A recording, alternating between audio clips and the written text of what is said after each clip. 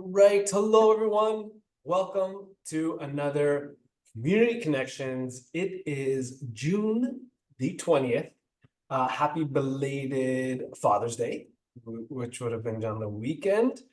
So happy Father's Day to all the fathers. Happy Pride Month as well. It is June, and it also means barbecue time. So we have an exciting, very exciting class for you today. My name is Jeremy Capone. I am the wellness chef at the Cancer Rehab and Survivorship Program at the Princess Margaret Cancer Center, and joined as always, the amazing, the incredible registered dietitian, Daniela Fellini. Hello, Daniela. Hi, Jeremy. Belated Happy Father's Day to you and to everyone out there who is celebrating. We're also heading into the first day of summer. So we thought it was a perfect time to talk about safe grilling practices that can reduce cancer risk. Jeremy has developed 3 nutritious and grill-friendly recipes for us today that are perfect for the summer barbecue or an outdoor picnic. They are a smoky summer bean salad. You know, both of us love our alliteration, so you have to live with that a little bit. But isn't that great? Smoky summer bean salad. Grilled ginger, lime, shrimp, and green beans. And then a grilled dessert, grilled pineapple with vanilla frozen yogurt. So let's get started. The first recipe is the summer bean salad. It's a delicious way to ease into a plant-forward diet that is recommended for risk reduction of several chronic diseases, including cancer. It's a medley of nutrient-rich plant foods that pack a powerful punch when it comes to protecting our health. And unlike meat, grilling vegetables and fruits do not create the harmful cancer-causing chemicals, and they taste great. So why not make vegetables and fruits the centerpiece of your barbecue this year? If you don't know how, don't worry, we have Jeremy. Jeremy will show us what we're supposed to do, right? Off to you, Jeremy. Thanks, Daniela. Awesome. Yes, exciting time, especially here in Canada. Like I don't know where everyone's watching from. We are live across the world right now, but this is the time that we get to enjoy more outdoor cooking, which is always a lot of fun. It's always very enjoyable. And yes, we're going to kick things off with a nice summer salad, but a grilled summer salad. So I'm really big, I love salads, but I'm really big on more substantial salads. So we're going to add quite a bit to this. And this recipe, it is a bean salad, but we're taking some inspiration actually from one of my favorite recipes from, I'm pretty sure it's an American recipe. It's sometimes referred to as like Texas caviar or sometimes cowboy caviar. No, we're not using caviar, but instead we are using some beans. And I guess that draw between sort of caviar, this is more of like a ranch style caviar where we're using these tiny little, same like little pearls or little round ingredients, not fish eggs, but actually beans. And we're using in particular 2 of my favorites, and these are 2 that are very commonly found in this recipe, are black-eyed peas and black beans. To make it really easy, we just use canned varieties, drain and rinse. So you can do that. Super simple. If you didn't want to cook them from dried, then just follow the instructions. Usually require an overnight soak and then cook and get until tender the next day. But to make it really easy, this is really an assembly. This can be fully assembly cooking, but we're going to grill a couple items. You can use other beans, but just to stay traditional to the original recipe, we're going to be using the black-eyed peas here and the black beans. We're also using some items that are great for the grill. So corn, I mean, who doesn't love corn on the grill? This is obviously very classic for the summer. And to prep it, I don't really do much other than, peel off the husk, remove any of those stringy fibers, give it a nice wash. And then I like to put it straight onto the grill at that point. I don't like to, so I know with some recipes you might find adding some oil before you put it on. Using a grill, like a barbecue grill, they're usually, they're heated properly and you clean it properly, it usually shouldn't stick. I find that the oil, putting it beforehand, sometimes it does burn on the grill and you get this sort of like sort of bitter aftertaste, which I don't like. So what we're gonna do is any of the veg that we're gonna grill it dry and then add that really nice dressing afterwards. So that when it's nice and warm, it'll actually pick up and take on some of that delicious dressing, those delicious flavors. So grill the corn as you will. And then what I'm going to do is remove the niblets. Or put it down a little bit so you can see. I like to do this directly into the bowl. I find it a little bit easier. And so I'm putting it right in the middle, and then you can use your knife and just sort of carve it down. If you find that you've hit the edge of your bowl before you get to the bottom, then just take your time, go halfway, remove all the pieces, and then you can flip it around and then do the other side. So the pieces that you missed. And this way, as you carve it off, it doesn't fall all over your countertop and shoot across and off to the floor. Instead, it falls directly into our bowl. You have your nice clean cob there, which actually, if you don't want to waste this, sometimes you can save the cobs, you put them in the freezer, and then if you treat this like a stock for a really tasty corn soup, it is absolutely fantastic. There's so much flavor in this. So you would just sort of simmer it like you would making any veg stock, and then strain it and then use that as the base for a corn soup. Unbelievable. Really, really good. All right. What a great idea. I didn't think of that. That's a great idea. Yeah, definitely don't save the ones that people have gnawed with their teeth.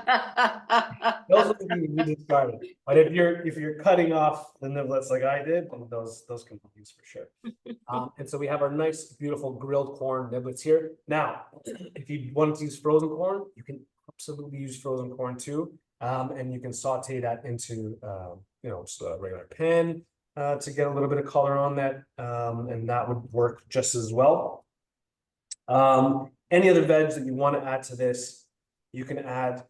I've added some jalapenos to this, so some grilled jalapenos. You can grill some peppers. You can grill some zucchini. There's so many amazing options. You can grill some red onion, which is wonderful. And grilling it just takes on this other sort of flavor. It's going to bring a little bit of smokiness to the dish, which is what we want. With some of the vegetables, you're caramelizing them a little bit, so they're going to be a little bit sweeter as well. And really in terms of grilling, I know we'll touch on a few other points after, but like I said, I put them on sort of dry, naked, and get a little bit of color, take them off. Obviously, I don't have a barbecue here in the basement of the hospital, but I'm using a grill pan and, similar principles apply. So medium heat to medium, with this grill pan, a little, cooking a little bit higher, just until we get some color, and then we take it off. So now we have our vegetables. I'm going to start assembling it in our bowl here. And sometimes corn gets a bad rap, right? Because it's a starchy vegetable, it can raise blood sugar, but it's also good to know that in 1 cup of corn, you're actually getting 5 grams of fiber. So it's a fiber-rich food, and that fiber helps to offset a spike in sugar. So enjoy your corn. You don't have to eliminate it from the diet if you're concerned about blood sugars. Love that. All right, so corn in. I'm gonna add the jalapenos. I'm gonna add beans, and I'm keeping an eye just to try to make it easy and or make it even, but I'm not gonna fuss with it. We're just gonna add it all in. Some nice onion, red onion that we grilled and just chopped up. Throw that in there. I love the cherry tomatoes. especially this time of year. So you can add a few of these, and you can either just half them or quarter them, make it easy. But what's nice is they provide some just beautiful color to the dish as well. Those look like they'll be really tasty. Yes. All Oh, the yeah. different variations of red there. Yeah. Oh my gosh, So beautiful. nice, like so summery as well. So you have that really nice balance of the freshness of the tomatoes and some of the vegetables with that sort of grilled smokiness that you're gonna get from the vegetables. Some of the vegetables that you grill, the corn and jalapenos and the onion. And now we're gonna make a really nice, refreshing dressing to sort of tie it all together. So I'm using a mason jar. I just find it a little bit easier to make my dressings in there.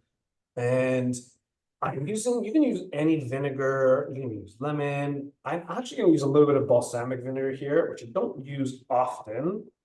Because I find sometimes it can be a little overpowering with its flavor, but I think that little touch of sweetness with the smokiness of my vegetables is going to pair really nicely. So we'll add about 2-to-1 ratio between our olive oil and our vinegar. Measure it out. I'm just looking at the side, so I'm eyeballing it by the side there. And I've got quite a bit. I've got a pretty big bowl here. To add a little bit more smokiness and depth of flavor, I'm using one of my favorite spices. This is smoked paprika. So regular paprika, but it's been smoked, right? So you have this really, really nice smokiness to it. I'm gonna add a nice heaping teaspoon. I also have a little bit of ground cumin in here. You can add dried herbs if you like. And the smoked paprika as well, you don't have to worry about cancer-causing chemicals. It's really the smoking of meat and poultry and fish. So, you know, you can take that worry away. Yeah, and it is a great way if you did want to limit, even your own smoking or grilling of meats, to add that smoked paprika to your marinades or to your dressings, to get that smoky flavor. And I'm mincing a clove of garlic in here. And we'll add a pinch of salt. All together. There's our dressing. And then just give it a shake. And again, what's nice about the mason jar is you can definitely use a whisk in a bowl, that would work. But this is just so much easier, and now I'm not dirtying an extra utensil. And I'll add it to my salad, and I could stop at any point if I don't want to overdress it. And then because it's in a mason jar, then I can put it back in the fridge and use it for, the dressing for another salad the next day. All right. So we have our mixed dressing here. And we're going to pour it on top. I'm going to use it. I know just for this amount, I will use it all.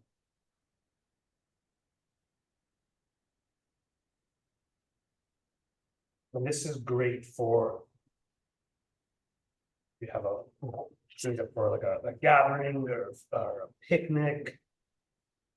Make a nice big batch. And then if you want to add some nice freshness, I've got some chopped herbs. This is cilantro. You can use some chopped parsley. It's probably also a good salad that you can store for the next day, would you say?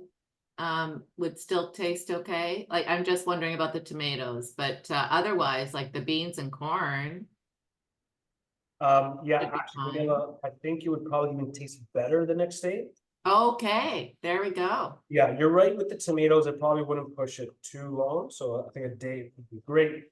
But the peas, the beans, the corn, they'll just continue to absorb some of that dressing. And so this would be fantastic the next day. Absolutely. So you can prep it the night before for the big picnic the next day. The other great thing about the salad, using the tomato, we're talking about the tomatoes and the beans. So the beans, the dried peas and beans, you know, nature's power packs, they have B vitamins, fiber, protein, and they also have iron. But the iron from the beans aren't absorbed as well. Iron from plant foods aren't absorbed as well as iron from meat products, or animal products. So the great thing in this salad is the tomatoes. So the tomatoes are rich in vitamin C, and the vitamin C unlocks the potential in the dried peas and beans to allow for improved absorption of the iron. So you can improve the absorption of the iron by 50% by combining dried peas and beans or a plant source of protein with a vitamin C rich food. Love it. And there we go. There we have it. So just give it a Beautiful. little bit of a toss. I thought about plating it and like, you know what, it looks fantastic just in this massive bowl here. But you see all of those little components, again, the little pearls of the beans and the corn, that idea of the Texas caviar there. I love it. Again, really nice hearty salad. And then the addition of that plant-based protein, right? Those beans there, it's going to help to make it really nice and satiating and fill you up. And then the dressing, I could smell it just from the grilled vegetables, but also the smokiness of paprika. It has this definite barbecue vibe to it. So there we go. There's our first recipe, our smoky summer bean salad.